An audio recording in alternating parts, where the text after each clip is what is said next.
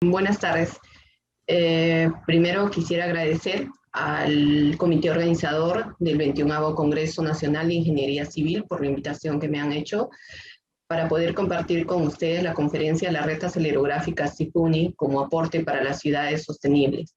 Este es un trabajo en equipo que ha sido desarrollado bajo la dirección del doctor Jorge Alhurtado y del equipo que se muestra en la diapositiva, quienes somos investigadores del Centro de Investigación en Transformación Digital e Ingeniería CIT. Sabemos que con la finalidad de contribuir al desarrollo sostenible de las ciudades y los centros poblados de nuestro país, es necesario incorporar el tema de la gestión de riesgo de desastres en la planificación del desarrollo local, en el desarrollo de estudios técnicos, científicos, para la determinación de mapas de peligros, usos de suelos, entre otros. Para lo cual es importante primero hacer una evaluación de peligros, luego evaluar la vulnerabilidad y con eso determinar cuáles son los sectores críticos del riesgo. Como aporte de la red acelerográfica, nosotros para la gestión de riesgo de desastre estamos centrando en el monitoreo del peligro y en este caso específicamente del monitoreo sísmico. Como todos ustedes saben, el Perú se encuentra en una zona de alta sismicidad, ¿no? Estamos dentro del anillo del fuego, zona en la que ocurren más del 95% de los eventos sísmicos. Y tenemos algunos investigadores, como el doctor Villegas, que elaboraron el mapa de acoplamiento sísmico, en el cual se puede ver claramente que toda la zona que comprende las áreas rojas son zonas de mayor acoplamiento sísmico, donde la acumulación de la energía es más alta y se asume que en estos lugares se puede tener la presencia de un gran evento sísmico. No podemos dejar de lado también y recordar los eventos sísmicos fuertes que ocurrieron en nuestro país, como el sismo del 70, como el sismo del 2001, el sismo de Ocoña, el sismo del 2007, que ocurrió justo en la ciudad de Ica, y no hace mucho, el 2019, en la zona oriente de nuestro país, en el Alto Amazonas. Tenemos muchos aportes, uno de ellos es el del profesor Alba del 1984, el mapa de distribución de máximas intensidades sísmicas observadas en el Perú, donde se puede tener una primera idea del comportamiento sísmico en nuestro país. Con respecto a los acelerógrafos, para hacer un poco de historia, en los Estados Unidos se instalaron los primeros acelerógrafos en 1932, 4 décadas después de que se instalaran los primeros sismógrafos.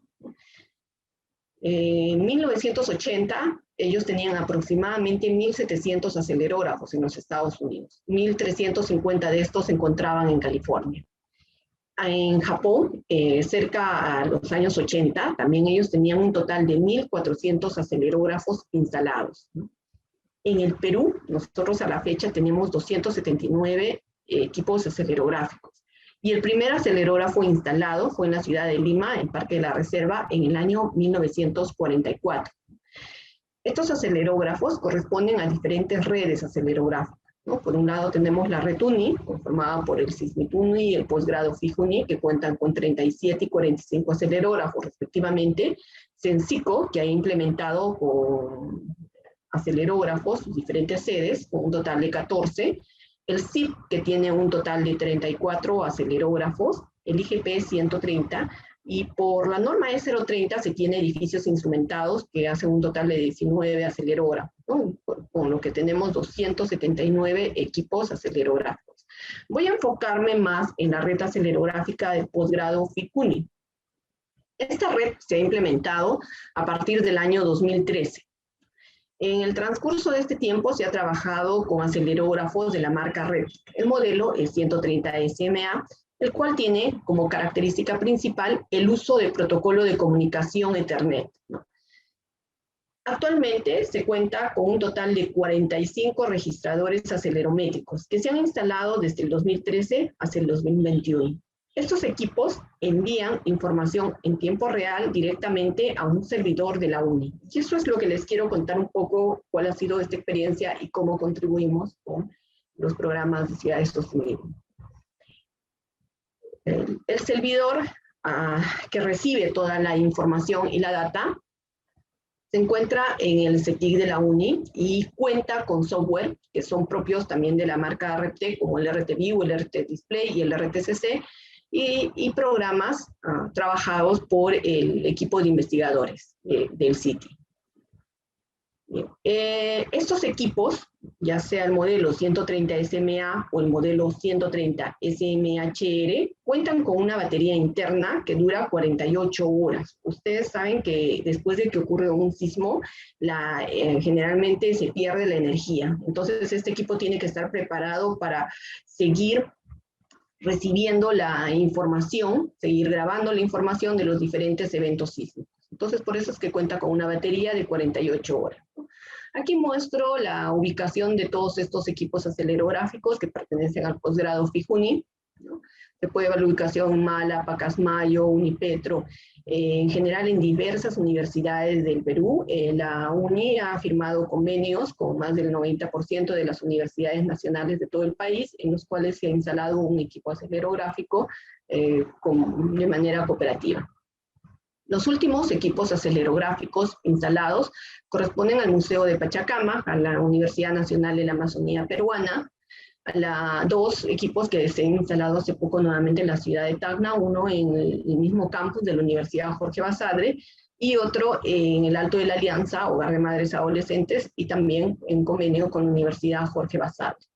Aquí podemos ver la ubicación de nuestras estaciones acelerográficas en todo el país. Y algunas imágenes de las casetas acelerográficas, ¿no? Cuando se trata de universidades, siempre tratan de colocar un espacio un poco más grande porque también permite que los estudiantes puedan descargar la información, revisar el equipo, ¿no? Incluso hacer algunas de sus clases prácticas. Bien, tenemos dos tipos de casetas, las casetas de costa y las casetas de sierra. Debido a las precipitaciones altas que se tienen en sierra, bueno, el tipo de techo de cobertura es diferente, ¿no? Acá podemos ver otras imágenes de otras casetas instaladas en Huaraz, en Caral, en la zona arqueológica de Caral. En el caso que no se cuente con energía eléctrica, lo que se hace es instalar paneles solares, y a través de esos paneles solares se transmite la energía a las baterías, y pues también se puede mantener en funcionamiento el equipo acelerográfico. Y si no se cuenta con el internet cableado, utilizamos el internet inalámbrico. Acá también podemos ver más imágenes de la Universidad Nacional Agraria de la Selva de Huánuco, en Yurimaguas. Una de nuestras últimas instalaciones fue en la Universidad Nacional San Luis Gonzaga de Ica, que se realizó el año pasado. Ustedes recordarán que justo en esta universidad se tuvo uno de los registros del sismo del 2007, ¿no? Pero que era un equipo analógico y bueno, dejó de funcionar y lo hemos tratado de reemplazar con este equipo digital. Veamos ahora la red acelerográfica del CIP. En el 2014-2015 se implementa la red acelerográfica, estando como directivo, como vicedecano y posteriormente como decano, el doctor Jorge Alba. Se implementa la red acelerográfica con 34 acelerógrafos, ¿no? Estos equipos, por medio del convenio que se tiene entre el Colegio de Ingenieros y la Universidad Nacional de Ingeniería, también envían la información al servidor que se tiene en la UNE para ser monitoreados en tiempo real. Esta es la ubicación de las estaciones acelerográficas del CIPUNI. Como ustedes pueden ver, tenemos en todos los consejos departamentales, a nivel nacional, cada consejo departamental tiene sus acelerógrafos, ¿no? Aquí podemos apreciar la ubicación de todas las estaciones acelerográficas, ¿no? Sin embargo, hasta el 2018 se tenían instalados los acelerógrafos del CIP Loreto y del CIP Puno, ¿no? Estos acelerógrafos sufrieron algunos daños posteriormente, fueron retirados y enviados a Lima para realizar el mantenimiento respectivo. Están operativos, no se ha podido hacer las coordinaciones, concretizar las coordinaciones para la instalación, la reinstalación de estos equipos en sus sedes.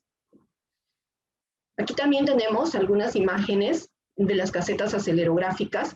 Esta es una de nuestras casetas acelerográficas más antiguas que corresponde al CIPICA.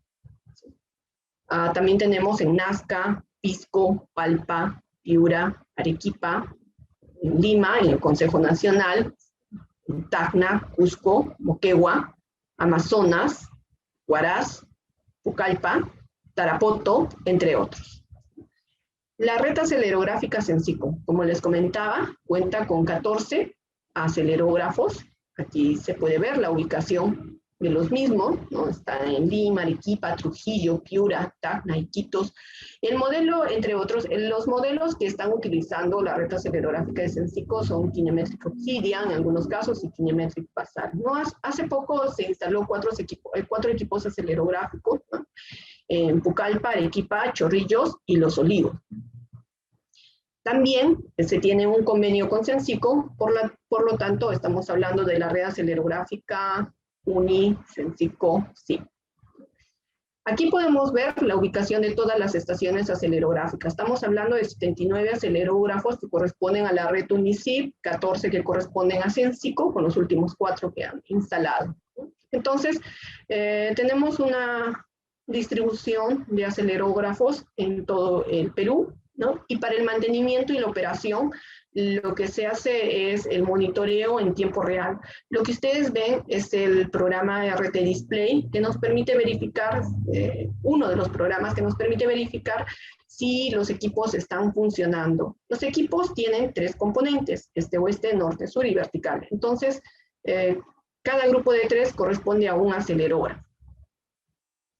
También para verificar si los equipos están funcionando o no, podemos tener un mapa de ayuda en el cual todo lo que está con verde significa que el equipo está funcionando. Lo que está con amarillo significa que se tienen problemas. Generalmente los problemas que tenemos es con respecto al GPS. Y lo que está con rojo significa que el equipo se ha desconectado, ya sea que no hay energía eléctrica o que se desconectó el internet.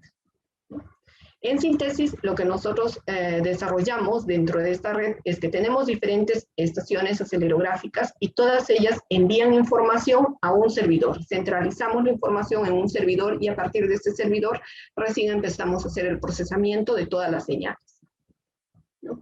Entonces, cuando ya se tiene todo ese procesamiento de las señales, recién hablamos de, bueno, ahora sí necesitamos tener los acelerogramas. Para recordar muy rápidamente, el acelerograma es un registro de la variación de la magnitud de la aceleración del terreno en un sitio dado en función del tiempo. Por ejemplo, en el sismo de Ica del 15 de agosto del 2007 se tuvieron 2 acelerogramas, uno en Parcona, que correspondía a la red acelerográfica del IGP, y la otra del SISMIT, que estaba instalado en la Universidad Nacional San Luis Gonzaga de Ica, ¿no? Otro del sismo de Lagunas del Alto Amazonas, que fue registrado en más de 40 estaciones de la red acelerográfica UNI. Se puede apreciar aquí el diferente comportamiento que se tiene en las diferentes zonas, el contenido de frecuencia, el tiempo de duración, ¿no? Estos son los acelerogramas. Pero aquí es importante realizar un buen tratamiento de las señales. Y para eso, previamente, obtener el acelerograma, es necesario realizar la corrección por línea base y el filtrado de la señal. A partir de eso, recién obtenemos el acelerograma, que es la historia de aceleraciones, velocidades y desplazamientos, ¿no? Luego obtenemos el análisis, realizamos el análisis frecuencial, que vendría a ser el espectro de Fourier, los espectros de respuesta y otros parámetros. La corrección por línea base es muy importante. Aquí cito al profesor Gore, del 2004, para que ustedes también puedan revisar la información. Menciona que algunos problemas importantes que se encuentran en acelerogramas, tanto analógicos como digitales, son las distorsiones y los cambios de la línea base. Esto te trae resultados erróneos con respecto a las velocidades y desplazamientos. Aquí podemos ver en la figura un acelerograma que corresponde a la estación mala, sin corregir y con corrección. La corrección por línea base se realiza debido a la desviación del acelerograma con respecto al punto cero. ¿Okay? Esto se puede deber a diversos factores, por ejemplo, el ensamblaje del equipo, la instalación del equipo, la temperatura, los circuitos analógicos, el tiempo de vida del equipo O también considerar que el movimiento en la base no va a ser puramente traslacional, sino vamos a tener en muchos casos componentes rotacionales y que pueden influir para no tener adecuadamente nuestros resultados dentro de la línea cero. ¿Cuál es el criterio que utilizamos para hacer la corrección por línea base? ¿No? La velocidad del suelo. La velocidad del suelo siempre debe volver a cero al finalizar el sismo. Sin embargo, el desplazamiento no necesariamente tiene que volver a cero, ya que el suelo puede sufrir alguna deformación después del sismo. Entonces, acá vemos un equipo, este es un acelerógrafo, que ha sido desarmado para poder visualizar las partes, ¿no? Tenemos el offset en los equipos Reptec, ¿no? Este offset se ajusta de manera manual. Acá hay un perno que pueden ustedes observar que se desplaza en la placa central, como se ve en el eje, ¿no? Entonces, se desplaza en la placa central a la posición 0. Se debe verificar que el ajuste realizado se acerque a la señal 0, porque si no, vamos a tener que realizar las correcciones por línea base, ¿no? De hecho, que los equipos, cuando te venden, tienen un margen de error. Entonces, lo primero que se tiene que verificar es que esté dentro del margen de error, ¿no?, que te indican, ¿no? Aquí también podemos ver otra lista de la placa de los sensores, ¿no? Acá está el tornillo de ajuste que les he comentado, ¿no? En esta zona de aquí se coloca la batería, la que va a durar las 48 horas, y básicamente es el acelerómetro, ¿ok? Este es el acelerómetro, el que va a registrar, ¿no?, las aceleraciones en las 3 componentes, ¿no? Pero, ¿qué tanto influye la corrección por línea base? A ver, si nosotros realizamos este ejercicio y tenemos un registro que tenga una aceleración máxima de 0.001 G, ¿no? Recuerden que, por ejemplo, la norma E030 te dice que en la zona 4, el valor de G es de 0.45 para el suelo tipo S1. 0.45, ya. Aquí estamos hablando de 0.001 G. Si integro el valor de la aceleración, lo que voy a tener es la velocidad, ¿no? Aceleración por tiempo, porque estoy integrando en función del tiempo. Entonces, si estoy hablando de 20 segundos, me sale 19.6 centímetros por segundo. Si vuelvo a integrar, voy a tener el desplazamiento, ¿no? Y mi desplazamiento, al multiplicar nuevamente por los 20 segundos, me va a salir 196 centímetros. Imagínense, una aceleración bien pequeñita, 0.001 G, es posible que ocasione un desplazamiento de 2 metros. Entonces, si no corregimos por línea base, los errores son bastante grandes, ¿no? Un criterio para la corrección de errores por línea base es tomar en cuenta el gráfico desplazamiento versus tiempo, ¿no? Y la forma en la que se está presentando justo los valores de tiempo versus desplazamiento, ¿no? Entonces se puede decidir si va a tener una propuesta de línea de base parabólica o una línea de base de tercer grado. Normalmente, cuando realizamos la corrección de línea base, tenemos software de uso libre, como el Lectra, el Seismosignal, el Seismoprocessor, que les voy a mostrar más adelante, ¿no? Y en estos software, lo que nosotros tenemos son diferentes tipos de correcciones. Pero, ¿cuál es el tipo de corrección que debo utilizar, ¿no?, para línea base? Puede ser una corrección simple. Vamos a ver, si nosotros restamos a la data original una línea formada por el primer punto de la data original, le restamos a cada punto, ok, ya estaríamos bajándolo a la línea 0. Ese ejercicio lo realizamos con el sismo de Ica de la estación Callao, okay, y se puede apreciar aquí claramente que las velocidades no tienden a ajustarse a 0. Por lo tanto, una corrección simple no necesariamente me va a dar buenos resultados. Pruebo con la siguiente corrección, la corrección constante. ¿En qué consiste? Restar a la data original la media aritmética de la data. Okay, resto a cada puntito la media aritmética de la data.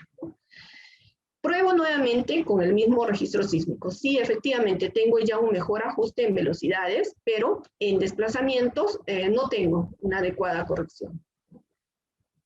Y pruebo con la corrección polinómica. Esta corrección polinómica es la que nosotros estamos utilizando para la red acelerográfica. ¿En qué consiste? Restar a la data original un ajuste polinómico de mínimos cuadrados, ¿no? O sea, que va a estar en función de la amplitud y del tiempo. Trabajo mi polinomio y resto, ¿no?, por mínimos cuadrados.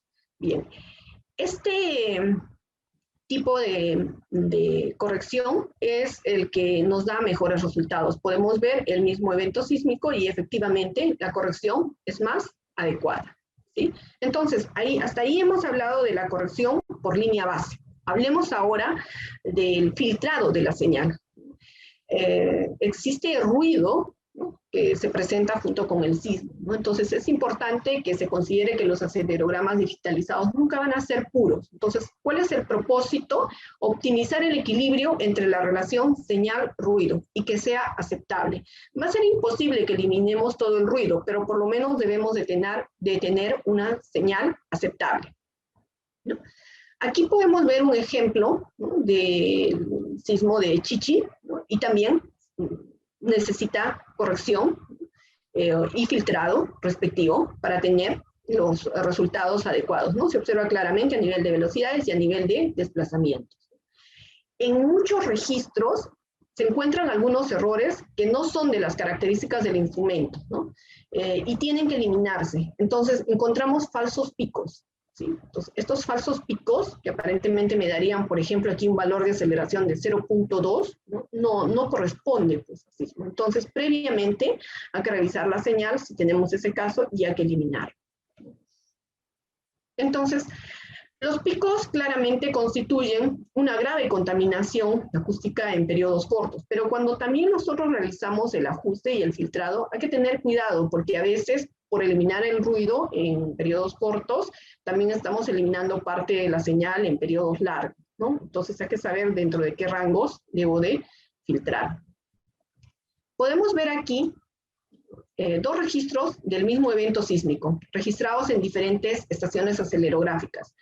El gris corresponde a una distancia de 26 kilómetros y las líneas negras, las curvas negras, corresponden a 35 kilómetros, ¿no? Se puede ver claramente la influencia del contenido de frecuencias. Y aquí se muestra un video donde tenemos una señal sin filtrado e inmediatamente procedemos a filtrar y entonces se va a retirar toda la señal que no corresponde al evento sísmico y al comportamiento del suelo. Entonces, ¿cuál es el criterio para elegir el filtro? Primero, hay que revisar la forma del espectro de Fourier, ¿no?, y también la aparición de formas de ondas de desplazamiento. ¿Okay? ¿Qué tipos de filtros tenemos? Tenemos filtros ideales. Tenemos el filtro pasa-baja, que elimina todas las frecuencias superiores a una frecuencia dada y deja pasar las frecuencias inferiores. Pasa alta, lo contrario, elimina todas las frecuencias inferiores a una frecuencia dada y va a dejar pasar las frecuencias superiores. El paso banda, que es el que estamos utilizando, va a eliminar todas las frecuencias inferiores a cierta frecuencia y superiores a otra frecuencia. Y te va a dejar pasar sin atenuación las comprendidas dentro de este rango, ¿no? En este caso omega 1 y omega 2. En teoría, estos filtros ideales no se pueden utilizar, ya que tienen una función de transferencia que en el tiempo que es de longitud infinita. Entonces, en teoría y en la práctica, ¿qué es lo que tenemos que hacer? Debemos de utilizar aproximaciones, y en este caso utilizamos los filtros tales como el Bocard, el Bartlett, el Hanning, Bader-Worth o los filtros gaussianos, ¿no? Sin embargo, debemos de tener mucho cuidado con el tipo de filtro que estamos utilizando, porque existen muchos filtros que tienen rizado en alguna de sus bandas. Entonces, si tiene rizado, realmente para el trabajo que se desarrolla del procesamiento de señales acelerográficas no nos va a servir. Y ese es el caso del Chebyshev, que sí presenta rizado. El filtro que se está utilizando para el procesamiento de las señales acelerográficas es el filtro Bader-Worth, ¿no?, que presenta mejores resultados. No posee rizado y es el que más se aproxima a un filtro ideal en la banda de paso. Adicionalmente, también se debe de verificar el orden del filtro Bader-Worth, ¿no? A mayor orden voy a tener mejores resultados. Por ejemplo, podemos ver acá de orden 5. Pero también mi ecuación polinómica se va a incrementar, porque va a ser de grado 5. Entonces, si bien voy a obtener mejores resultados, como por ejemplo aquí también en el grado 8, ¿ok?, ¿sí?, va a presentar mejores resultados, pero también luego voy a tener algunos errores de tipo matemático, ¿sí? Aquí podemos ver en las imágenes una señal espectro de Fourier, con su espectro de Fourier, antes de filtrar y después del filtrado. Se utilizó el filtro Butterworth de orden 2 con frecuencias de corte de 0,1 y 25 Hz. Orden 2, o sea, bien bajito, ¿no? ¿Qué más debemos de tomar en cuenta en el tema de los filtros? ¿Qué es un filtro acausal y qué son los filtros causales? El filtro acausal no nos va a producir distorsión de la fase en la señal, mientras que el filtro causal nos va a dar como resultados cambios de fase en el registro. Sin embargo, uno debe de seleccionar y debe decidir qué tipo de filtro va a utilizar en función de los resultados que quiere obtener. ¿Sí? Aquí, por ejemplo, vemos un registro acelerográfico, bueno, vemos una señal, básicamente, ¿no? Y se le está aplicando un filtro causal. Entonces, está realizando bien el filtrado, pero realmente está desplazando la señal, ¿no? Aquí tenemos la misma señal, pero con un filtro acausal. Sin embargo, también hay algunos errores que se puede ver en ciertos rangos de frecuencia, ¿no? Acá tenemos otra imagen que en la parte inferior, ¿no? Tenemos la imagen de la señal, ¿no?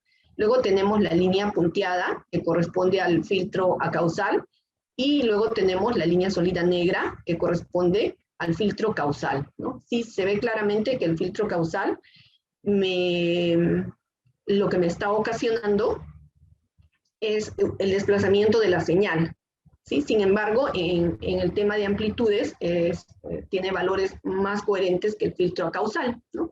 Entonces, uno decide qué es lo que va a utilizar en función de qué trabajo quiere presentar. En nuestro caso, nosotros estamos utilizando el filtro causal porque realmente nos interesan los valores máximos de la señal, ¿sí? Pero si estamos buscando el inicio exacto de la señal, definitivamente tendríamos que utilizar el filtro acausal, ¿sí?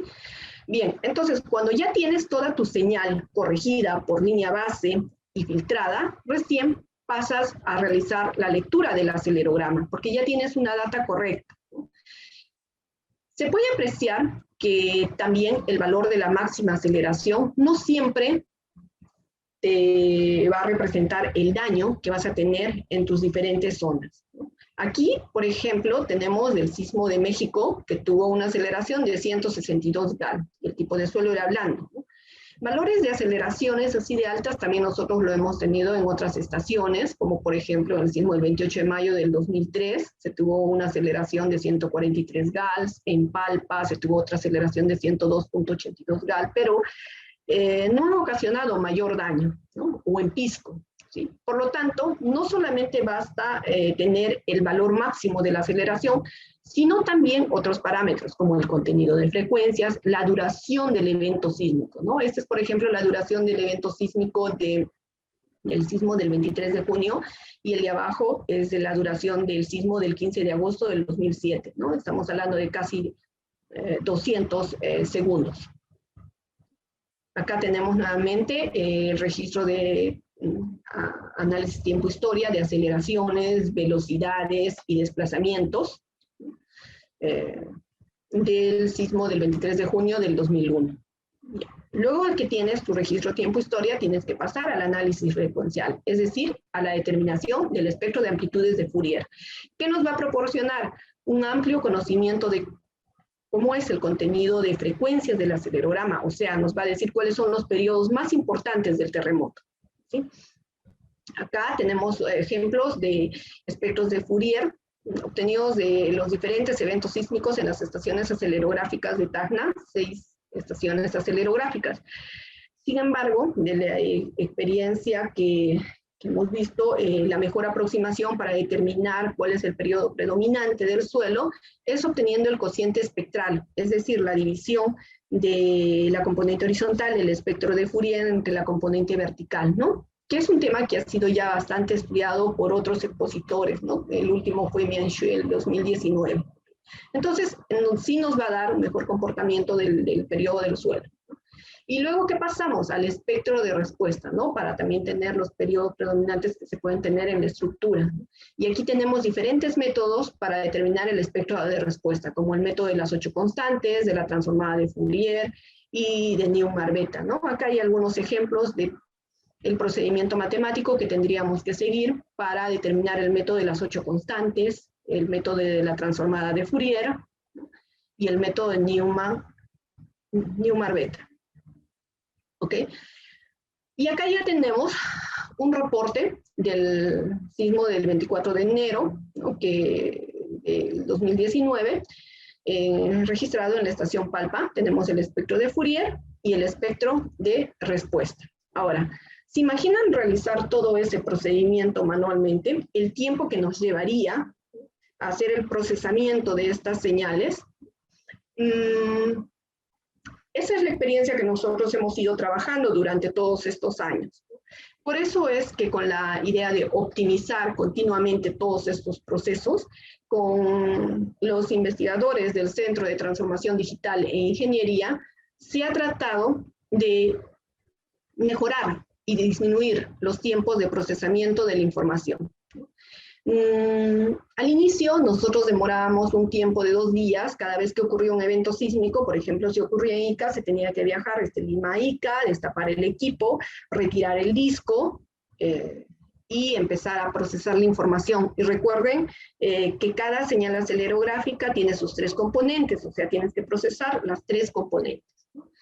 Entonces, estábamos hablando de un tiempo aproximado de 3 días entre la obtención de datos y el procesamiento de la información, más un informe preliminar, ¿no? A eso debíamos de considerar los costos asociados de transporte, viáticos para la obtención de registros, ¿no? Y el costo asociado al especialista. Bien.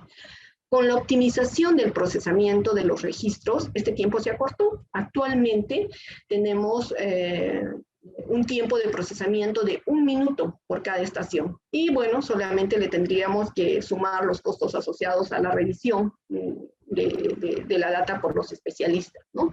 Pero ¿cómo se ha desarrollado este trabajo? Para eso se ha implementado un sistema inteligente para procesamiento acelerográfico.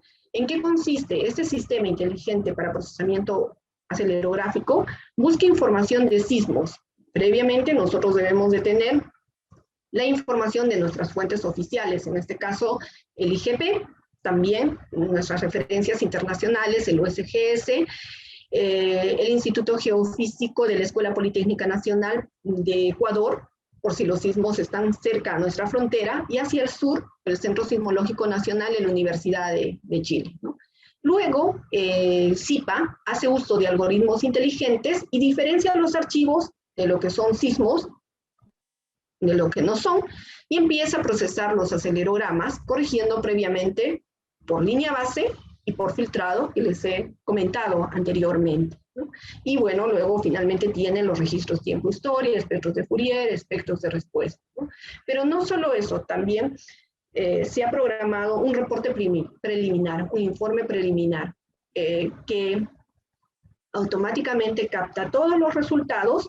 Y finalmente estamos enviando este informe preliminar a la página web, al Facebook y al Twitter de la red acelerográfica, ¿no? Esta es la página web de la red acelerográfica que les invito a visitar, ¿no? Aquí van a encontrar la información de todos los últimos eventos sísmicos. El tiempo que aproximadamente nos demoramos en enviar el informe pues no pasa de los 30 minutos, tomando en cuenta que si, por ejemplo, sea en función del número de estaciones, ¿no?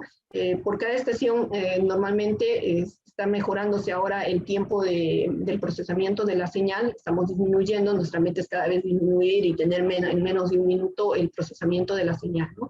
Hay una sección de informes en la cual ustedes van a encontrar todos los eventos sísmicos, ¿no? Igual pueden ordenar por magnitud, por fecha, por profundidad.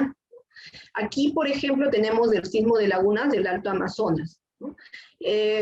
Cuando ocurre el evento sísmico, bueno, van a encontrar el epicentro por las diferentes fuentes. Hemos puesto 4 fuentes, ¿no? Acá, por ejemplo, se observa 2 fuentes y se puede apreciar claramente diferentes colores en las estaciones acelerográficas, que está en función de la aceleración, ¿no? Por ejemplo, el color anaranjado, en esas estaciones se llegó a obtener aceleraciones entre 50 a 100 gas, ¿no?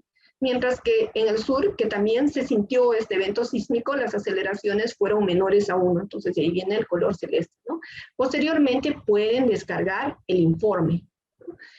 Y lo más importante es que también pueden descargar los registros acelerográficos, ¿no? Ni bien se publica la información, ustedes pueden descargar los registros acelerográficos. Nosotros nos sentimos muy contentos de que esta información esté siendo utilizada por diferentes investigadores a nivel nacional y a nivel internacional, que ese era uno de los objetivos de la red acelerográfica. Si ustedes quieren también verificar en qué partes de Perú tenemos las estaciones acelerográficas, igual hay una sección de acelerógrafos donde están las coordenadas de cada estación acelerográfica, el tipo de equipo que se tiene, en qué departamento está y algunas fotografías. En los últimos 7 días, por ejemplo, se ha tenido visita de 316 investigadores de Estados Unidos, 74 investigadores de Perú, ¿no? Personas de Perú, entre investigadores, profesionales, en Ecuador 3, China 1, México 1. Adicionalmente al CIPA, con la finalidad de que también, tanto en las universidades o profesionales, que quieran analizar los registros acelerográficos, se ha creado el Seismoproceso, ¿no? Que es un programa simple, similar al DECTRA, similar al Seismosignal, pero con la ventaja de que no tiene límite del número de datos, ¿no? Porque algunos de esos programas sí tienen un límite en número de datos.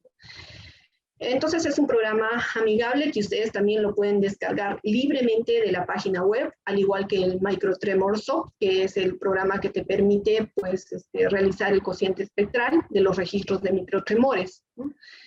También se ha contribuido con el desarrollo del CIRA. Cada vez que ocurre un evento sísmico, de manera automática se envía, lo primero que se envía es el resumen del sismo, la base de datos que se tiene de todos los diferentes profesionales, ¿no?